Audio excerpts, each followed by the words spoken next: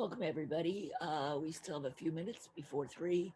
Um, so I just wanted to uh, let you know the painting in the background is a painting of Jerusalem by my dear friend Isan Bandak, whose painting was also in one of my previous Zoom meetings, and I think I forgot to mention what it is. He did these marvelous paintings of Jerusalem. You can't see the dome of the rock is at the top on the right, to the right of my head or left of my head. Um, and he did a lot of these paintings from reconstructed historical photographs, and they're very moving and very beautiful. And he had a big exhibition of them, both in Amman and I think in San Francisco and I think Chicago, where they were very popular. So, and I do. Anyway, welcome everyone to Zoom Palestine. And as we've been doing, we light our candle, hoping that this is a candlestick from Jerusalem, which is appropriate for today's topic. And we are hoping that these sessions will bring light uh, and knowledge and understanding and reconciliation um, into the very painful subject of today of Jerusalem, which has been in the news this year, where it was transferred as a capital for Israel, which was actually against international law. But we'll talk about when we understand the history of Jerusalem. We'll understand how Jerusalem has always been a multicultural uh, capital, and that's why the UN said it was a particularly unique capital in that it represented diverse traditions of Muslim, Jewish, and Christian. So we'll see what is that history. How can the UN say something like that? Um, so let's go into the history of Jerusalem. But I'm giving you a warning of that this history is quite often painful. It's depressing and complex and confusing. And while I was doing the research for these films, I was struck by with great sadness because there's there's no black and white in the story of Jerusalem. There's no good guys and bad guys. Everybody is gray. Everybody is stained. All the three religious groups not only were violent and trying to kill each other, but they were violent within themselves, factions within Christianity, factions within Islam, and factions within Judaism, who were very happy to kill their fellow religionists as well as kill members of the opposition. And there were many shifting back and forth of sides, where the Muslims would join up in the medieval period, join up with the Jews against the Byzantines, or the Byzantines and the Muslims would join up against the Jews. And there was constant shifting back and forth. And no one group really um, has a history of totally having control of Jerusalem for actually the Muslims had control the longest time of everyone.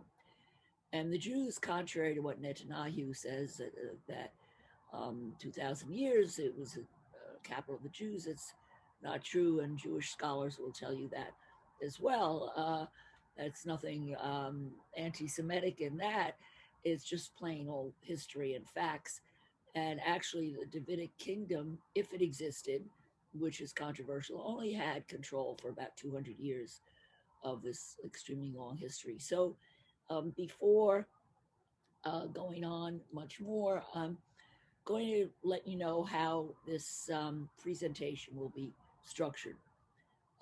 Number one, we will have part one, which addresses the art and artifacts and the ancient history going back to Paleolithic times, to prehistoric times, prehistoric Jerusalem. So this is a place that's been inhabited since the beginning of humanity, practically. And we go, part one covers prehistoric Jerusalem to medieval times. It's about 25 minutes, a half hour. Then part two is from medieval to Ottoman. And this is a very complex period of history. And every time I see this film, I think I have to re edit it um, for to make it more accurate. But to be honest, the research changes almost daily, and the opinions on the dating change almost daily, and the arguments amongst the archaeologists are intense with each new thing that gets dug up. So I'm just leaving it for now, because what I've included is just the generally recognized view on dating and historical facts. But we're talking about history. We're not. I can't say I'm a primary historian because I wasn't there. You know, 2,000 years ago, none of us were. And the so this is the difficulty with doing history, is a lot of it is a creative intuition. When you have to connect the dots, you have a variety of dots that are sort of certain artifacts, certain events that are recorded somehow, but you have to somehow connect all the dots. And that's where the skill of the historian comes in. And it's an intuition. Uh, um, and as well as being a scientist. History can't be science, exact science, because everybody's dead. So, and we don't have all the proof. So, I did the best I could. There are things when I go back to edit, I have probably changed, but this was my initial attempt at this vast subject. It took me a few years to put together. It was very challenging, as I said, also depressing. Sometimes the data that I was studying was just so depressing and overwhelming. It took me a while to process it and then to be able to continue. And then part three is modern, from Ottoman Empire up until modern times. And that's still ongoing and a changing subject. I finished this film about 2 years ago, so I haven't updated it yet for the most current. And who knows now where the history is going to go. Israeli politics are in chaos. Nobody knows what's going to happen to their government, what direction it's going to take. There's many factions in Israel fighting each other, and we've just had last week a huge election with a big shift in power, and we'll see where this administration is going to go on the topic of the Palestinians in Israel. But anyhow, I hope you enjoy it, and we're going to stop after each section for a little processing of the information and to discuss where what people who may join us and may want to participate and have questions. With that in mind, we're going to start. And the photography in the initial is a wonderful restored photography of Kelvin Baum, who we heard last 2 weeks ago talking about his techniques for doing historical restoration of ancient photographs. So here's the history of Palestine, realities and fantasies, how art reveals the historic multiculturalism of Palestine. And there's a beautiful, beautiful view of Palestine in the picture. And fantasies, how art reveals the historic multiculturalism of Palestine and Jerusalem, by Dr. Jacqueline Taylor Basker. One night when I was sleeping, I had a dream so fair. I stood in old Jerusalem beside the temple there. There are many realities and fantasies about Jerusalem in art. Jerusalem. In 1482, a visiting priest described Jerusalem's inhabitants: Saracens, Greeks, Syrians, Jacobites, Abyssinians, Nestorians, Armenians, Gregorians, Maronites, Tucumans, Bedouins, Assassins, Druze, Mamelukes, Latin and Orthodox Christians, and Jews. Few places, if any, have been the subject of so many biased, inaccurate, or incomplete presentations in publications and the media.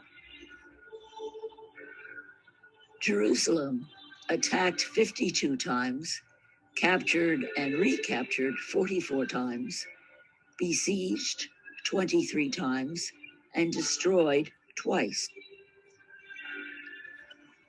The timeline of Jerusalem from 7000 BC to the present. From ancient Proto-Canaanite period through classical antiquity, Middle Ages, early modern period, and modern era.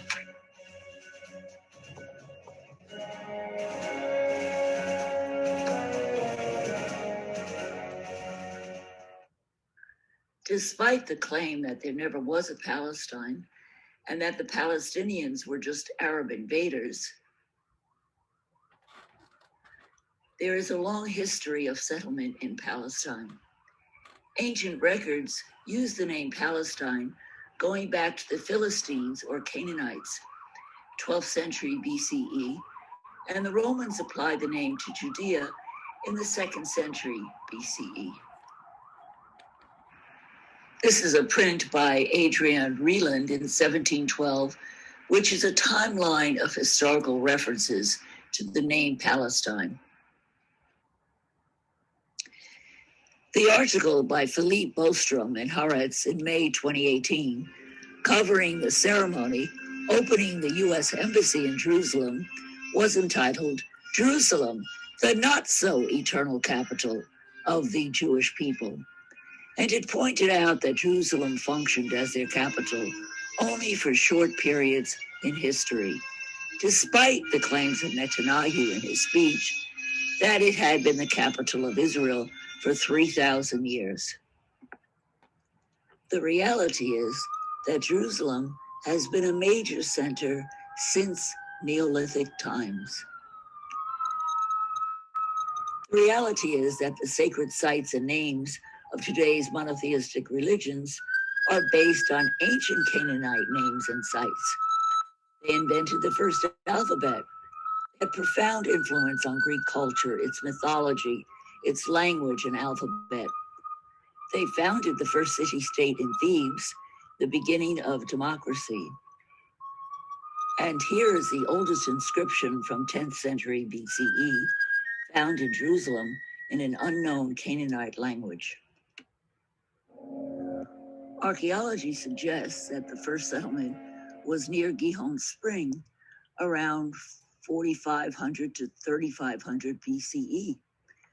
The first mention of the city was in around 2000 BCE in the Middle Kingdom Egyptian execration texts, where the city was recorded as Husalimon. The root SLM in the name is thought to refer to either peace, compared with salam or shalom in modern Arabic and Hebrew, or Shalim, the god of dusk in the Canaanite religion. Ancient art reveals the reality that Jerusalem was a major Canaanite hub in the Levant. Canaan was a large and prosperous area, independent or under Egypt. Semitic speaking, it stretched from Lebanon, Syria, Jordan, Israel, also known as Phoenicia. Its ritual sacrifice practices influenced the Hebrews in their temple liturgies. This Canaanite amulet of a schematic nude goddess in the Egyptian style from around 1550 BCE from Tel El Ajul in Gaza reveals the multicultural roots of Canaan and Jerusalem. This sculpture shows the fantasy of the modern Canaanite Zionists. It's called Nimrod by Yitzhak Danziger. It's made of red Nubian sandstone from Petra. It shows Nimrod uncircumcised with a bow and falcon on his shoulder, revealing Egyptian influence upon the modern artist. He was part of a group called the Modern Canaanites, which was a cultural ideology founded in 1939 and was very influential on Israeli art, literature, and politics. Its roots were in extreme right-wing fascism, especially Italian and revisionist Zionism. They believed the Middle East was Hebrew-speaking in antiquity. They hoped to revive this Hebrew nation for Arabs as well, not connected to Jewish and Muslim pasts that they thought was backwards and medieval. They opposed the state of Israel as a Jewish people, since the state should be rooted in territory and language, and one could be a Jew anywhere. Israel was only a recent anecdote in Jewish history. They believed the land of Israel was the land of ancient Canaan, the whole Fertile Crescent, and closer to other peoples of the region than to Judaism, from which the Israelis should disassociate themselves. The biblical monarchs were not Jewish, but Hebrew, part of the ancient Near East culture. They pursued scholarship of Ugaritic and Canaanite culture and mythology. It caused much controversy, many arrests, and even some bombings. This tradition of intellectuals criticizing the state of Israel in its current form can be seen in contemporary intellectuals as the writer Meron Benvenisti, who calls Israel a Herrenvolk democracy or master race democracy due to its discrimination against the Palestinians. Abraham Berg, intellectual and politician, said Israel must shed its illusions and choose between racist oppression and democracy. Western art produced many scenes of fantasy in its biblical art, particularly in the 19th century, To the left is Tissot's picture of David and Goliath. And to the right is the reality of the irony of Palestinian boys protesting near Jewish settlements using David's weapon and tactics. David conquered Jerusalem in 1010 BC. David was a complex and controversial character, both in the Bible and in representations in art. On the left, he's shown as a simple shepherd boy in this early Christian catacomb painting, which contrasts greatly with him being shown as a king being coronated in Amiens Cathedral.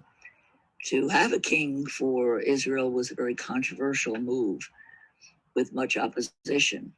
To the right is an illustration of his wife, a former lover, Bathsheba, who he was able to marry after he had her husband murdered at the Amman citadel. He made Jerusalem the capital, but there are many conflicts about David reflected both in art and new scholarship. So to review the historical realities, we know Salem was described in Egyptian records as a ruling city during the Middle Bronze Age. From Egyptian records, here's a foot of an Egyptian official from a sculpture found in Palestine. Then we know that Jerusalem was ruled by Hararian kings, not Hebrews. And here's a bead from that period. And the Israelites are first mentioned in Canaan about 1210 BC. But then we know that Salem collapsed in mid-1100 BC, as many other Bronze Age cities did, and the causes are not quite known. It was reestablished with monumental architecture, some believed to be built by King David and Solomon. And Zionist scholars, as Eilat Mazar, say they found David's palace in Jerusalem, but others argue about the dating and dispute the claim. Solomon followed his father, King David, in 960 BCE. Here's a reconstruction of the first temple built in Jerusalem, fulfilling his father, King David's plan, who had left many blocks of stone and gold for the project. An agreement was made with the king of Tyre, who provided technology and materials, especially lumber from Lebanon, and Phoenician master builders who knew how to do large monuments. They used Phoenician temple architecture as a model. It was later destroyed by the Babylonians in 586 BC, but there's really no evidence to date that it really existed on the Temple Mount. Some archaeologists claim that the Wailing Wall was actually a Roman fortress wall. This 10th century BCE defensive wall, perhaps built by Solomon, between the Temple Mount and what is claimed by some to be David's ancient city, is disputed by many scholars. It is now located in the Arab-Palestinian section of Silwan in East Jerusalem and is a highly contested area. Art reveals that Solomon was important for both medieval Muslims and Christians. Left a painting of King Solomon, shown speaking to the animals from Mughal India. And to the right, King Solomon greeting the Queen of Sheba in a medieval tapestry. The styles are quite different between Islamic depictions of Solomon in art and those of the West. And we wonder why there is this difference in style. There was nothing in early Islam and the Quran that forbade art. Rather, only forbidden was the worship of pagan idols or images. Painting in the new Islamic culture was influenced by Neoplatonic ideas, and it focused not on imitating nature as in Western art, but in creating a conceptual world, not in competition with God's creation, purposely rejecting perspective and the third dimension. Philosophers such as al-Farabi, Ibn Sina, and Ibn Rushd emphasized the importance of imagination in the arts. Realism was rejected, and medieval Islam began producing art where figures and space were flat, indicating a spiritual perspective that focused on the eternal essence of forms and the relationship between God's existence and the transient world of nature, to show the world as God sees it, not as humans do.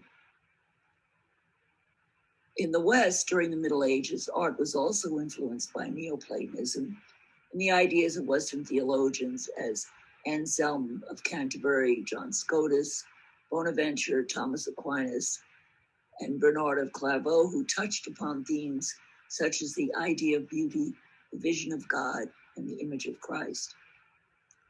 The iconoclast controversy was decided in favor of the use of art in religion, and a theory of beauty developed.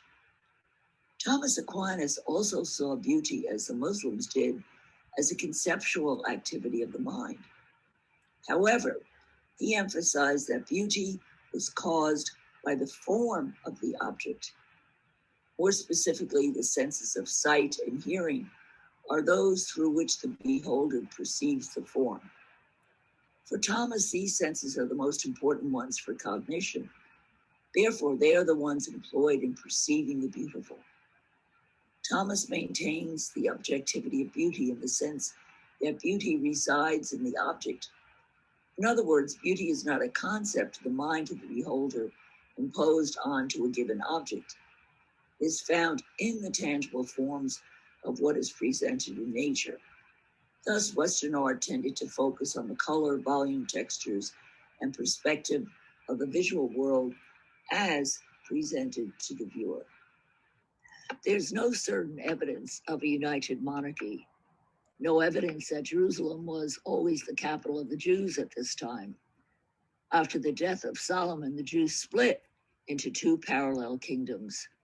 Samaria became the capital of northern Israel, and Judah had Jerusalem as its capital.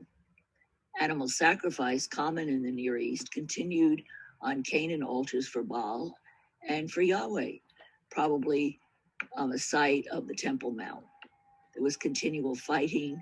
Samaria was destroyed ultimately by John Hyrcanus the Maccabee in 108 BCE.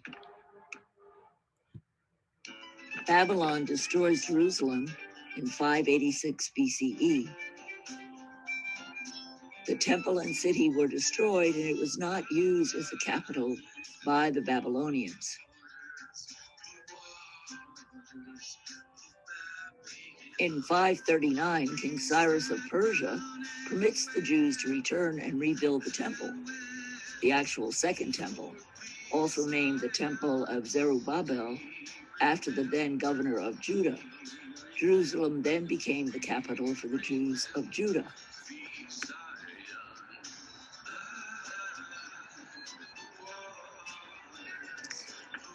From 445 to 425 BCE, Nehemiah rebuilds Jerusalem's walls.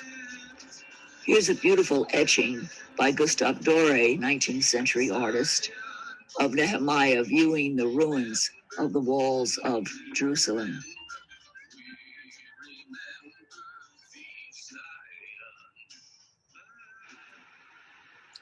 In 332, Alexander the Great conquered Jerusalem, and the Jews welcomed Alexander into Jerusalem to fulfill Daniel's prophecy about his great kingdom.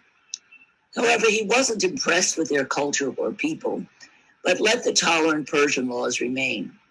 He gave Jews special privileges. After his death in 200 BCE, the power went to the Seleucid Empire, who put the ruler Antiochus IV in place. And he changed the tolerant policies and enacted harsh measures, siding with Hellenized Jews to consolidate power. He banned religious rites and ordered the worship of Zeus.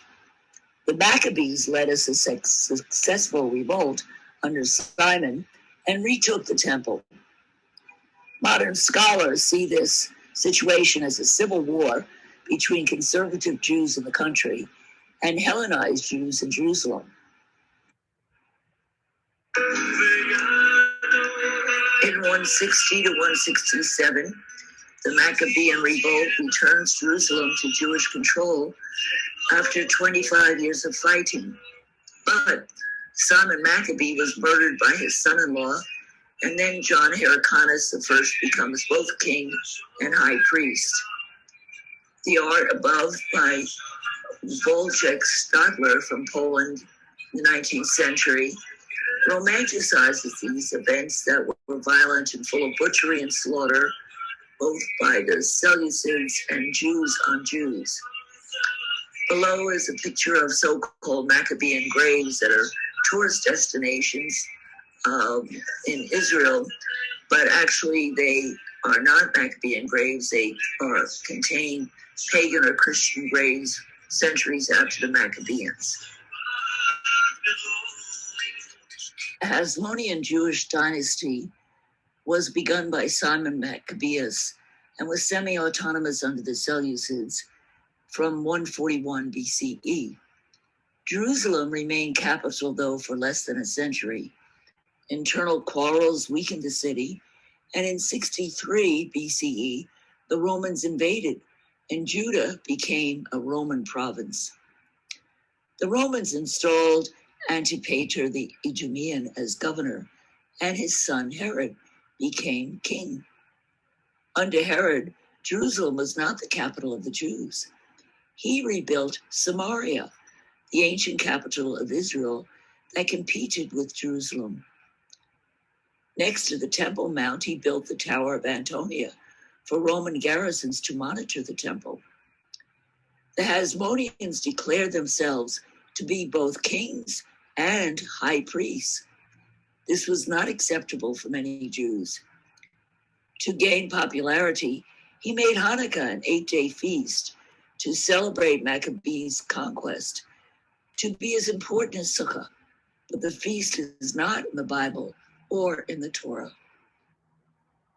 Feast of Herod, with the beheading of St. John the Baptist, is an extremely large painting by the German Silesian artist Bartholomäus Strobel the Younger. He lived around 1591 to 1650. It is now in the Prado in Madrid. It is an example of how Western art often appropriated biblical scenes from Jerusalem and Palestine to make statements about their own society, creating fantasies derived from historical realities. The painting shows two scenes from the biblical account of the death of John the Baptist. The main part of the painting on the left shows the banquet of Herod Antipas, at which his daughter Salome produced the head of John the Baptist. The much smaller execution scene is shown on the right-hand side, to the right of the column, dividing the picture space. The figure includes many portraits of leading figures of the 30 Years' War, and probably other less well-known court figures. It is an example of how the West used the Bible to make statements. Its allegorical appeal to the Christian world was to save Strobel's doomed home country of Silesia, which had suffered greatly from the wars. An image of the head of John the Baptist on a platter appears on the coat of arms of Strobel's home city, which is probably the message of the painting. The only one reacting is Herod, dressed in Middle Eastern clothing. The others in contemporary dress ignore the head and are busy eating or posing. They are portraits of many kings, aristocrats, clergy of the time. They are indifferent to John's beheading as they are indifferent to the sufferings of Silesia. They include Henry IV of France pulling a cloth over the fruits of victory with an admiral, generals, counts, and their assassins. At the table, there are queens as Marie de Medici, kings and aristocracy. The head of John the Baptist is either a Calvinist Protestant duke or Charles I of England, who was beheaded soon after the painting.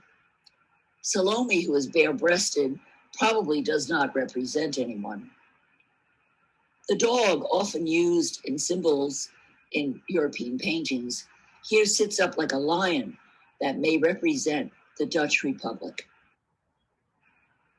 In 37 BCE, the Roman client, Jewish Hasmonean king Herod, renovates a second temple, which is actually a third temple, and adds a western wall.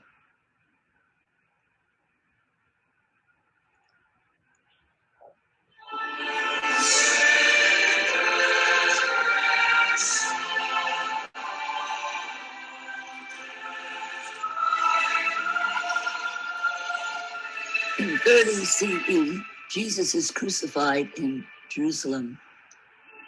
This is the earliest representation of the crucifixion in an illuminated manuscript from the Syriac Rabula Gospels around 586 CE.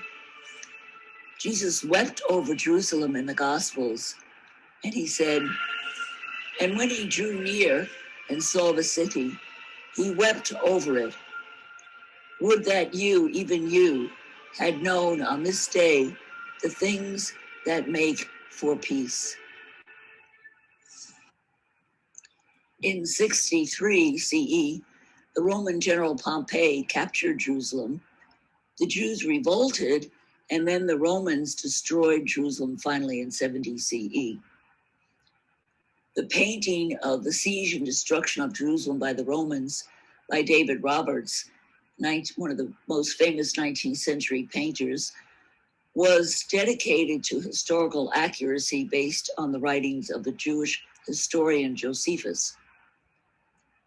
Stones from the Western Wall thrown down by the Roman soldiers in the street can still be found in Jerusalem. And on the famous Arch of Titus, the relief sculpture shows the spoils from the destroyed temple in Jerusalem being carried off by the Roman soldiers. In 135, the Emperor Hadrian rebuilt Jerusalem as the Roman city renamed Aelia Capitolina. Hadrian was at first sympathetic to the Jews and allowed them to return and rebuild the temple in another location. However, this provoked another Jewish revolt led by Bar Kokhba that was ultimately crushed. Jews were not allowed in the city for almost 2 centuries afterwards, and Christianity began to rise. Here's a coin of Bar Kokhba called the Son of the Star, shown with the temple and the Messianic star, since he proclaimed he came to the Jews from heaven, a prince with messianic implications. Miracles were attributed to him, including spewing out flames, according to the church historian Eusebius. After Jerusalem's defeat, Hadrian tries to destroy Judaism. Jewish prisoners were sold for the price of a horse. Teaching Mosaic law was forbidden. Judea was renamed Palestine, and pagan sanctuaries placed over Jewish sacred sites. A temple to Jupiter was built on the site of the temple. Hadrian's statue was placed in the Holy of Holies, and the goddess Aphrodite placed on the site of the tomb of Jesus. A marble statue of a pig was placed at the southern gate of Aelia, and Jews were not allowed in Jerusalem.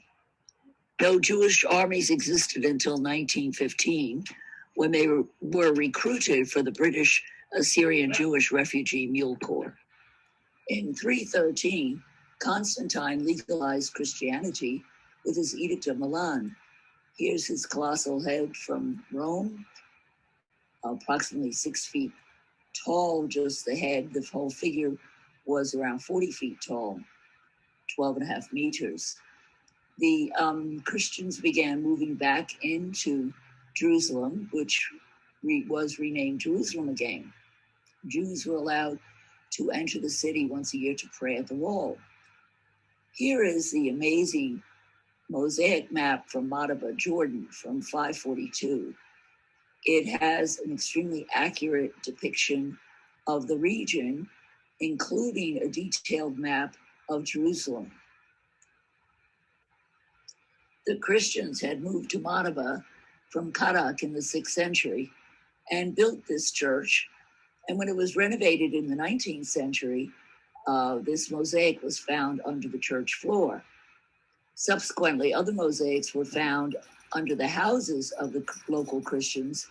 And fortunately, the pastor was a priest who was a fan of the classics and a fan of the arts and worked very hard to preserve the heritage. Here's a painting done by the studio of Raphael for the Vatican, showing Constantine kneeling before Pope Sylvester I, promising him control of Rome and all of the Western Empire. Of interest is the rear of the painting, where there are Solomonic columns, twisted columns, supposedly that Constantine took from the temple in Jerusalem and gave to the Pope for the new Basilica of St. Peter. In 325, Jews were allowed to enter the city once a year to pray at the wall. And in 361, Julian the Apostate became emperor and permitted Jews and other religions to come back to live in Jerusalem to counter the influence of Christianity, which he hated because he had been abused much by Christians, kidnapped and kept as a child in a very difficult situation. Jewish temple rebuilding began. However, the rebuilding of the temple by the Jews ended with the death of Julian and a massive earthquake, typical of earthquakes of this region. In 360, the control of Jerusalem goes back to the Eastern Church under Theodosius I, who declares Nicene Christianity the state church and Jerusalem under the Eastern Church. In 386, Jerome moves to Jerusalem, begins translating the Bible, the Vulgate. Many monasteries were founded, and in 451, the Council of Chalcedon confirms Jerusalem as a patriarchate. The reality of Jerome's cave in Bethlehem can be seen in the photograph of what the cave looks like today. The fantasy is shown by Dura's drawing of Jerome's study, complete with wild animals, following the tradition of the church that Jerome wrote with lions, etc., in his study. In 613, the Jews revolt against the Byzantine Emperor Heraclius.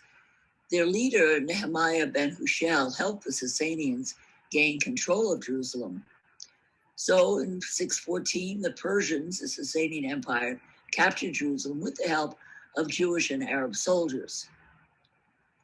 The Jews came back to the city and arranged to build the third temple with a new high priesthood, but this was the last time they were in power. The Christians revolted in a few months, and Jews were killed or fled. The patriarch Modestus was appointed over the city, and churches were rebuilt.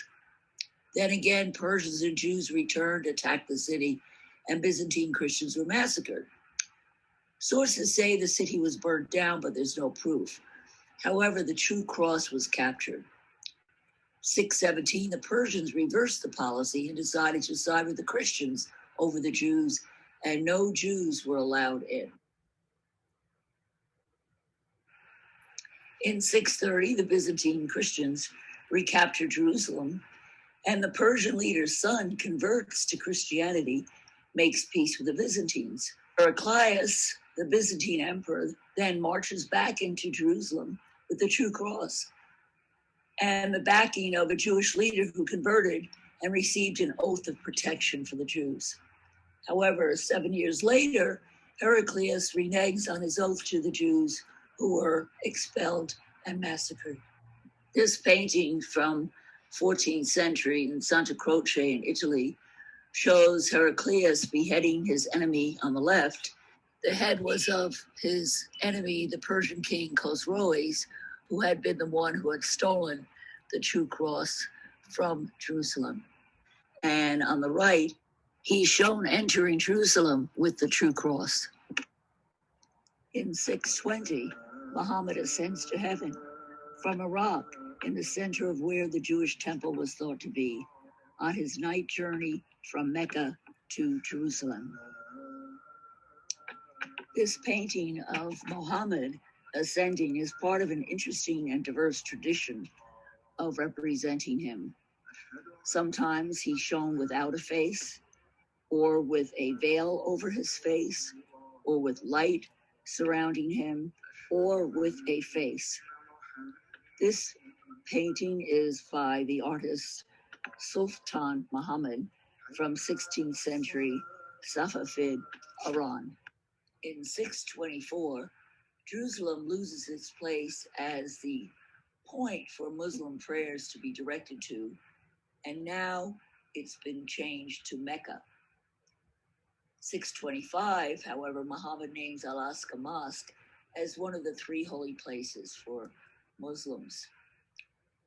636, there's the siege of Jerusalem, and by 637, Caliph Umar the Great conquers it and walks into Jerusalem on foot with great respect for the holy places. He makes an agreement with the residents called the Covenant of Umar that guarantees non-Muslims freedom of religion. And for the first time since the Romans, Jews are again allowed to live and worship freely in Jerusalem. This German print, 19th century artist Otto Finkenscher, shows Omar as not a menacing, invading infidel, but rather a heroic figure due to his respect for Jerusalem when he entered. Muslim art also shows Omar with respect and affection. This Persian print shows him with Satan, who had led him into a mosque. It's from Baghdad in the 16th century. And Satan shows him one man is praying and the other man is sleeping. And Satan explains that he would destroy the man who is praying since he is in the ecstasy of the love of God, while the sleeping man is only in oblivion. This helps Omar to become more discerning and wise and gets the name of the discerner. He rejected killing the man due to his compassionate nature for the underdog, and he actually established the first welfare state, Beit al-Mal, which aided the elderly, the needy, the orphans, widows, and disabled that ran for hundreds of years in the 7th century and into the 8th century, into the Abbasid era.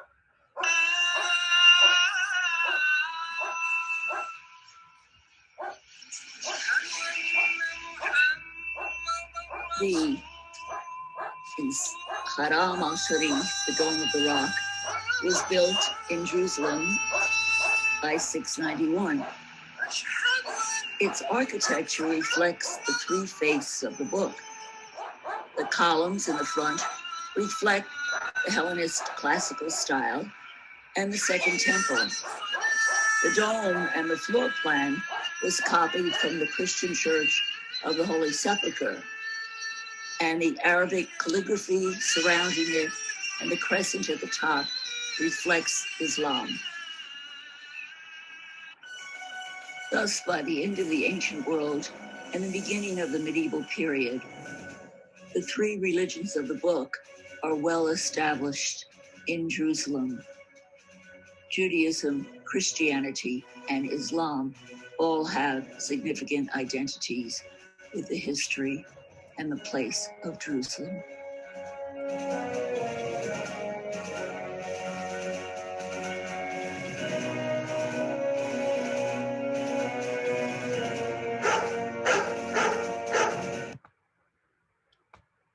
Okay, everybody, let me see. Let me close this down. And okay, everybody, I don't know who all has managed to listen to us. I think I'm going to stop after this first video because there's so much to understand, to see, And I think that it might be better just to absorb this information, and we'll continue next week. We'll continue next week. We have one more Sunday before the end of the month, and then the first Sunday of the month will have we have um, our poetry slam. So I'm not sure if there's anybody on to ask any questions. No, I don't think so.